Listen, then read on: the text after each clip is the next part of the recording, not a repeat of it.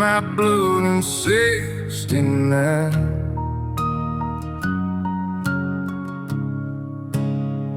I've been drinking from the copper still at the end of the holler pine line.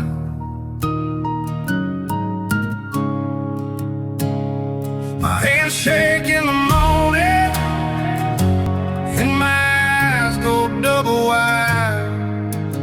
Moonshine fever is the only way I know to abide.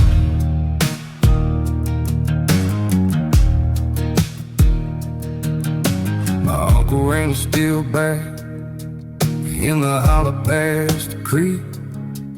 3 generations of our family kept that copper street. We sold to county lawmen, and we sold to deacons too, and everyone who needed something strong enough to pull them through. I started with a mason jar when I was barely grown, and the moonshine fever settled in and staked out its own home. It burned behind my sternum, it burned along my jaw, and the clearest thought I ever had was moonshine through a straw. The nights got long, lonely, and still got running high. I started seeing figures and the condensation night. My father in the vapor and my grandfather in steam, and the moonshine fever broke me down into a waking dream. I drove my truck through fences and I drove through somebody's yard.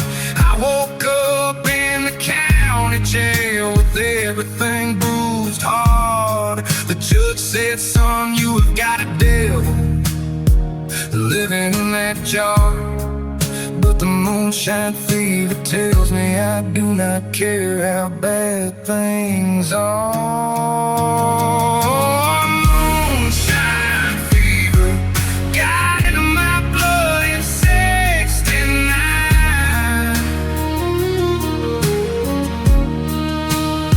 I've been drinking from the copper still at the end of the hollow pine line. My hands shake in the morning and my eyes go double wide.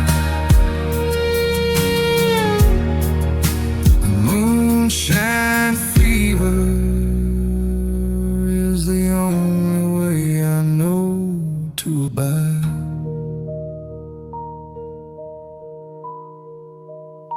My wife left in October with the children in her faith.